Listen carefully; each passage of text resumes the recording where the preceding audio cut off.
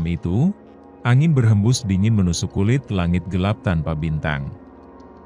Di sebuah kampung kecil pinggiran sungai, ada suara bisikan-bisikan yang tak semua orang bisa dengar. Katanya, kalau sungai itu bukan sekadar sungai, tapi kerajaan Ratu Buaya. Di kampung itu, tinggal seorang pedagang beras yang hidupnya tiba-tiba kaya raya. Semua orang heran dari jualan beras, rumahnya bisa bertingkat, mobil mewah terparkir di depan, dan toko berasnya tak pernah sepi pembeli. Tapi semua berubah, ketika suatu malam istrinya memergoki sendiri, sang suami, mandi bareng seekor buaya betina besar bermahkota emas. Tangis istrinya pecah, tapi sejak hari itu bukan cuma dia yang hancur, seluruh keturunannya satu persatu dikutuk binasa. Suara lirih, inilah kutukan pesugihan Ratu Buaya yang tak bisa ditawar, tak bisa ditolak, dan tak bisa dilupakan. Sebelum memulai kisahnya, pasang earphone-mu, biar horornya terasa lebih nyata. Kalau kamu suka cerita kayak gini, jangan lupa like, komen, subscribe, dan share ke teman-temanmu. Lorong Misteri selalu punya kisah yang siap bikin bulu kuduk merinding. Malam itu, langit gelap tanpa bulan, awan hitam pekat menggantung, angin berhembus kencang, membuat dedaunan menari tanpa irama. Di tepi sebuah sungai besar yang membelah kampung, suara gemercik air bercampur dengan suara kodok bersahut-sahutan, seolah sedang berbisik tentang rahasia yang disembunyikan tempat itu. Warga kampung sini menyebutnya Sungai Jambu Alas. Tapi tidak semua orang berani mendekat saat malam tiba, karena mereka percaya sungai itu bukan sekadar sungai, tapi kerajaan tak kasat mata milik sosok yang mereka sebut Ratu Buaya. Di bawah bayang-bayang pohon beringin besar, tampak seorang pria. Pak Sastro, lelaki paruh baya, berpakaian lusuh, sedang berdiri menatap aliran sungai yang perlahan menghitam. "Aku datang lagi, Ratu, seperti janjiku," gumamnya pelan, nyaris bergetar. Tiba-tiba, air sungai di hadapannya beriak, bergulung lalu perlahan membelah, membuka jalan ke tengah sungai yang gelap pekat itu. Dari balik riakan air, muncul sepasang mata merah menyala, disusul kepala seekor buaya betina raksasa, bermahkota emas, dengan sisik berkilauan. "Kau tepat waktu, Pak Sastro," terdengar suara berat lembut, tapi mengerikan langsung menembus ke kepala, tanpa ada sosok manusia yang bicara. Sejak malam itu, kehidupan Pak Sastro berubah drastis. Warung berasnya yang dulunya sepi, kini mendadak selalu ramai. Berasnya seakan tak pernah habis, selalu ada, seolah-olah diisi dari tempat yang tak terlihat. Tetapi, bersamaan dengan datangnya kekayaan itu, tanda-tanda aneh mulai muncul. Setiap malam Jumat Kliwon, tetangga sering mendengar suara aneh dari rumah Pak Sastro. "Pak, denger nggak? Kok dari belakang rumah Pak Sastro kayak ada suara, air disiram, tapi deras banget, kayak orang mandi," bisik seorang ibu pada suaminya di teras rumah.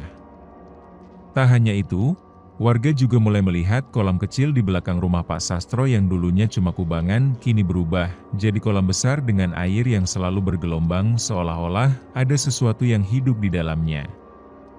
Dan anehnya, tiap lewat di depan rumah itu, selalu tercium bau amis, bau anyir bercampur bau bunga melati, bau yang bikin bulu kuduk berdiri tanpa tahu sebenarnya apa yang sedang mereka cium. Malam makin larut, dan sudah beberapa minggu terakhir.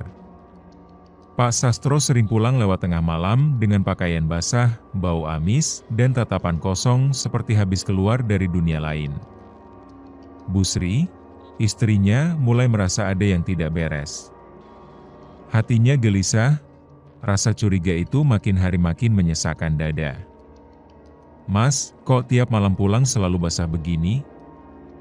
Habis dari mana, Mas?" tanya Bu Sri, mencoba tegar meski suara gemetar. Tapi Pak Sastro hanya mengelak, tanpa menatap. "Dari gudang bersih-bersih karung beras," jawabnya singkat, lalu cepat masuk kamar mandi.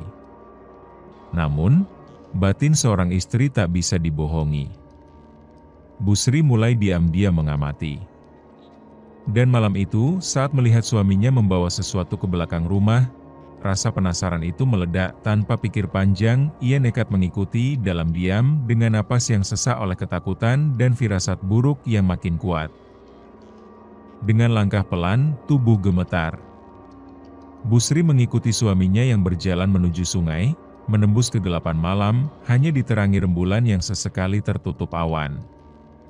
Suara tonggeret bersahutan, udara mendadak dingin menusuk, tapi keringat dingin bercucuran dari tubuh Busri.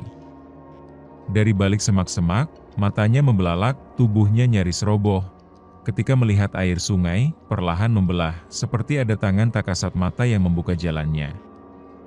Di tengah air yang terbelah itu, berdirilah Pak Sastro telanjang, tubuhnya disiram air sungai sambil tertawa kecil, dan di hadapannya muncul seekor buaya betina raksasa bermata merah, bermahkota emas. Perlahan buaya itu berubah menjadi sosok perempuan berwajah cantik, tapi bagian tubuhnya setengah buaya bersisik hijau mengkilap.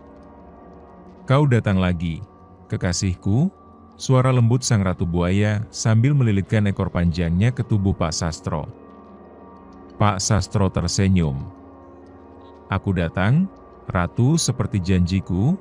Busri menutup mulutnya, tubuhnya menggigil, napasnya tercekat, air matanya jatuh, hatinya hancur melihat kenyataan yang tak pernah ia bayangkan. Pagi itu, suasana rumah Pak Sastro mencekam, berbeda dari biasanya. Busri duduk di ruang tengah, matanya sembab, wajahnya pucat, tangannya gemetar menunggu suaminya keluar dari kamar. Begitu Pak Sastro muncul, Busri berdiri, menatap suaminya dengan amarah yang selama ini ditahan. "Mas, apa yang Mas lakukan semalam? Aku lihat sendiri. Kau mandi sama buaya itu. Kau manusia atau setan?" teriak Busri, air matanya mengalir deras, tubuhnya bergetar hebat. Pak Sastro terdiam, wajahnya langsung pucat, tubuhnya kaku seperti mayat hidup. "Sri, kau nggak seharusnya lihat itu." Suaranya lirih, pelan, bahkan tak berani menatap istrinya. "Ini semua demi keluarga kita, demi hidup kita, demi anak-anak kita." Busri terisak, jatuh terduduk, hatinya hancur, tidak percaya bahwa suami yang ia cintai selama ini menjual jiwanya untuk kekayaan pada Ratu Buaya. Sejak hari itu, rumah Pak Sastro tidak pernah sama lagi.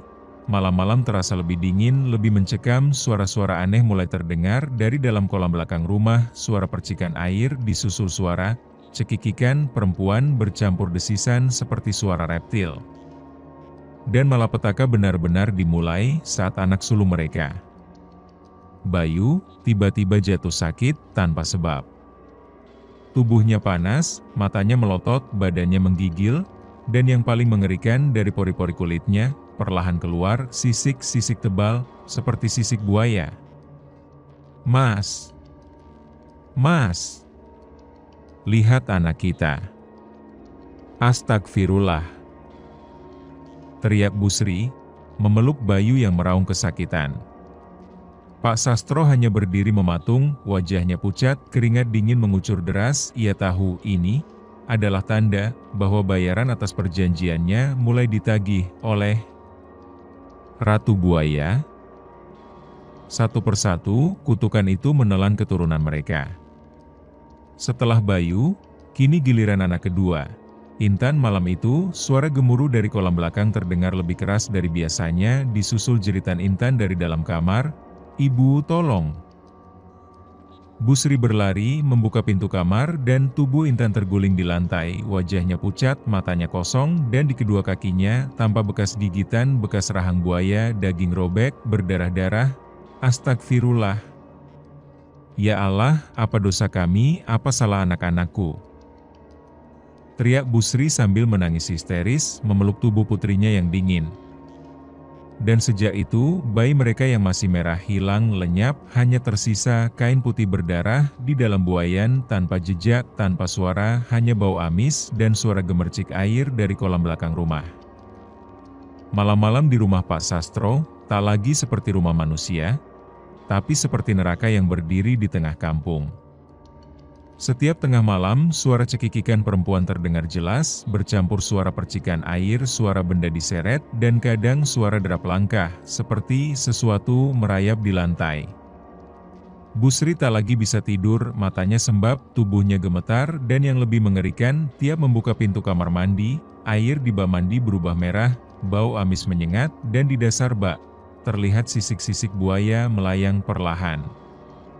"Mas, ini nggak bisa diterusin. Mas, semua ini salah. Semua ini salah," teriak Busri dengan suara parau, tapi suaminya hanya terdiam, tatapan kosong menatap kolam belakang. Dan warga kampung pun mulai resah, sebab tiap malam bayangan buaya hitam melintas di atap rumah-rumah sekitar dengan suara seperti napas berat sesuatu yang sedang mengintai dan menunggu. Akhirnya, Pak Sastro memutuskan kabur. Dengan sisa uangnya, ia menjual rumah, meninggalkan kampung, membawa Busri ke kota, berharap bisa lolos dari kutukan Ratu Buaya. Tapi, ternyata mereka tak bisa lari, kemanapun pergi, kutukan itu mengikuti. Di hotel tempat mereka menginap, setiap malam dari kamar mandi, terdengar suara gemericik air, bau amis menusuk, dan setiap membuka keran bukan air yang keluar, tapi darah, bercampur potongan daging, dan sisik-sisik buaya mengalir deras. Busri menjerit, tubuhnya gemetar, matanya nyaris tak percaya, sementara Pak Sastro terduduk lemas, wajahnya pucat, bibirnya bergetar. "Ratu, aku mohon, hentikan, aku mohon." Tapi tak ada jawaban, hanya suara cekikikan, suara tawa perempuan bercampur suara deru air sungai yang entah berasal dari mana. Pada akhirnya, pelarian itu berakhir tragis. Suatu pagi, tubuh Pak Sastro ditemukan tergeletak di tepi sungai. Tubuhnya sudah bukan seperti manusia utuh lagi, bagian bawahnya berubah menjadi tubuh seekor buaya bersisik keras dengan ekor panjang menjuntai. Wajahnya membeku, matanya melotot, dan dari mulutnya keluar darah bercampur busa. Sementara itu, Busri ditemukan di kamar hotel, terduduk mematung, matanya kosong, seperti kehilangan jiwa, mulutnya terus bergumam lirih. Maafkan kami, keturunan mereka habis satu persatu, tanpa jejak, tak ada yang tersisa, seakan terhapus dari silsilah dunia." Dan sejak saat itu, sungai itu dikenal dengan nama Sungai Kutukan Ratu Buaya, tempat di mana arwah-arwah yang tamak bersemayam menunggu korban berikutnya. Ingatlah, kekayaan yang datang dengan cara cepat dari jalan gelap, tak pernah gratis, selalu ada harga, dan harga itu lebih mahal dari apapun, bahkan nyawa dan keturunanmu sendiri. Prime, terima kasih sudah mendengarkan kisah ini sampai habis. Jangan lupa like, komen, subscribe, dan share ke teman-temanmu.